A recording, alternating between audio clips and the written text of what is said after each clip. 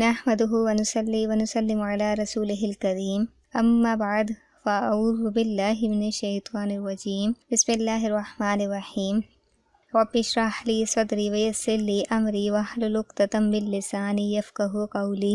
سلسلہ احکام القرآن میں آج ہم الحمدللہ نماز کی شرائط کے متعلق جانیں گے کہ اس کی کتنی شرائط ہیں اور کون کون سی ہیں۔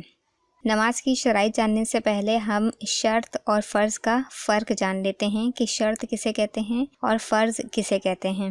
کسی بھی شے کی شرط اور فرض دونوں اس کے لیے ضروری ہوتے ہیں۔ فرق یہ ہے کہ شرط شے سے باہر ہوتی ہے اور فرض شے کے اندر، یعنی اگر ہم طہارت کی بات لے لیں تو طہارت کا تعلق نماز کے اندر سے نہیں بلکہ نماز کے باہر کے افعال سے ہے، یعنی کہ پہلے آپ طہارت کریں گے تو نماز کی ادائیگی کے لیے کھڑے ہوں گے۔ یوں ہی قرات کرنا، رکوع اور سجود کرنا، اس کا تعلق نماز کے اندر سے ہے کہ آپ نماز کے دوران ان افعال کو کریں گے، ان کا کرنا بھی ضروری ہے، اور نماز کے ادائیگی سے پہلے جو افعال ضروری ہیں یعنی کہ جو شرائط ہیں ان کا کرنا بھی ضروری ہے۔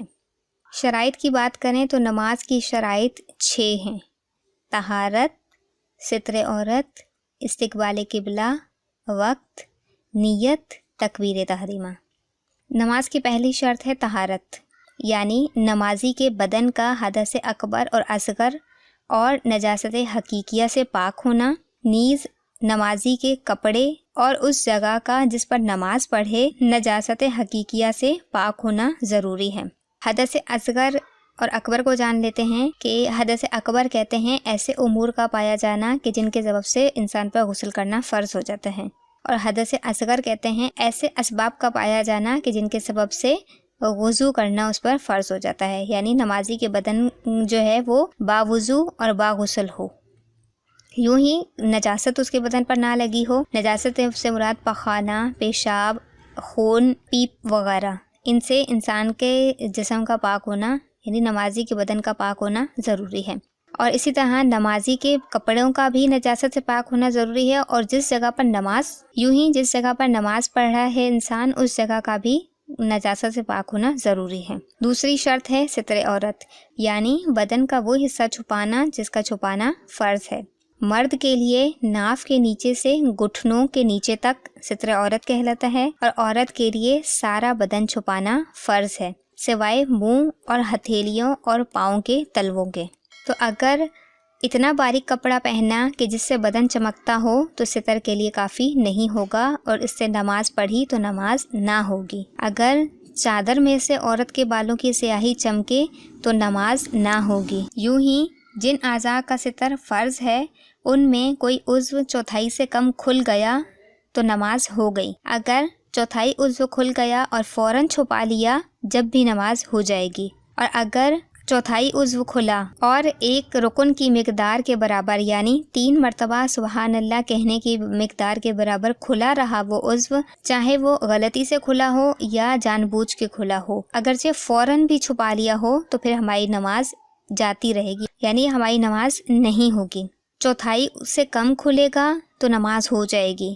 چوتھائی عضو کھلا، فوراً چھپا لیا تب بھی نماز ہو جائے گی۔ چوتھائی عضو کے برابر کھلا اور ایک رکن کی مقدار کھلا رہا تو ہماری نماز نہیں ہوگی۔ اگر نماز شروع کرتے وقت عضو کی چوتھائی کھلی ہے یعنی اسی حالت پر اللہ اکبر کہہ لیا تو نماز منعقد ہی نہ ہوئی، یعنی نماز شروع ہی نہ ہوئی۔ نماز کی تیسری شرط ہے استقبال قبلہ، نماز میں قبلہ یعنی کعبے کی طرف منہ کرنا۔ چوتھی شرط وقت کا ہونا۔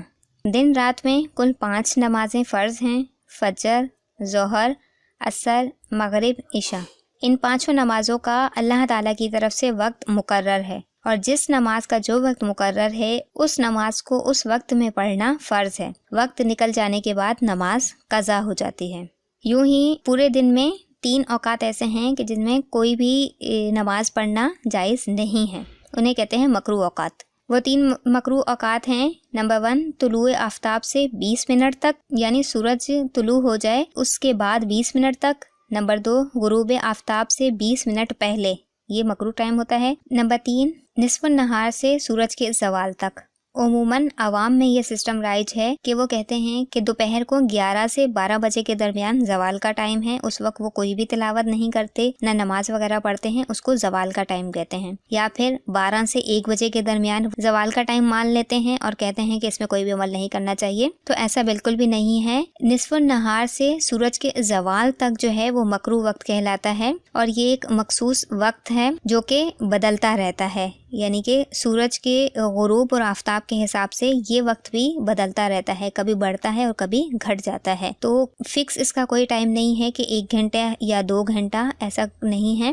کیلنڈر میں اگر دیکھا جائے تو اس میں نصف النہار کا وقت جو ہے وہ مینشن ہوتا ہے کہ اتنے بجے سے لے کے اتنے بجے تک جو ہے وہ زوال کا ٹائم ہے۔ یہ 3 اوقات ایسے ہیں کہ ان میں فرض، واجب، نفل، قضا، نماز جنازہ، سجدہ تلاوت سب ناجائز ہے۔ ہاں، اگر اسی دن کی عصر چھوٹ گئی ہے تو اسے پڑھ لینے کی اجازت ہے، مگر عصر میں اتنی دیر کر کے نماز پڑھنی سخت گناہ ہے۔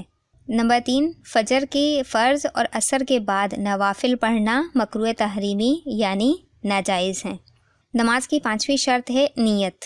حضور صلی اللہ علیہ وسلم فرماتے ہیں اعمال کا دار و مدار نیت پر ہے، اور ہر شخص کے لیے وہ ہے جو اس نے نیت کی۔ نیت دل کے پکے ارادے کو کہتے ہیں، محض جاننا نیت نہیں۔ نیت میں زبان کا اعتبار نہیں، یعنی اگر دل میں مثلاً ظہر کا ارادہ کیا، ظہر کی نماز کا ارادہ کیا اور زبان سے لفظ عصر نکل گیا تو ظہر کی نماز ہو جائے گی، کیونکہ یہاں پر جو ہے وہ بھولے سے عصر کا لفظ نکل رہا ہے، دل میں اس نے نیت ظہر کی ہی ہے تو اس کی نماز ہو جائے گی۔ نمبر 6 ہے تکبیر تحریمہ۔ نماز شروع کرنے میں پہلی مرتبہ جو اللہ اکبر کہتے ہیں اس کا نام تکبیر تحریمہ ہے۔ تکبیر تحریمہ شرط نماز بھی ہے اور فرض نماز بھی، یعنی تکبیر تحریمہ ایک ایسا عمل ہے کہ جس کا تعلق نماز کے اندر سے بھی ہے اور ایک طرح سے نماز کے باہر سے بھی ہے، یعنی جب ہم اللہ اکبر کہتے ہیں تو تبھی ہماری نماز شروع ہوتی ہے، تو اس لیے تکبیر تحریمہ نماز کی شرط بھی کہلاتی ہے اور نماز کا فرض بھی۔ الحمدللہ یہاں پر ہماری نماز کی شرائط کمپلیٹ ہو گئیں۔ انشاءاللہ تعالی اگلی ویڈیو میں ہم نماز کے فرائض اور واجبات کو جانیں گے۔ اللہ تعالیٰ سے دعا ہے کہ وہ ہمیں ان احکام و مسائل کو اچھے سے سمجھنے، یاد کرنے اور دوسروں تک پہنچانے کی توفیق عطا فرمائے۔ آمین بجاہ النبی الامین۔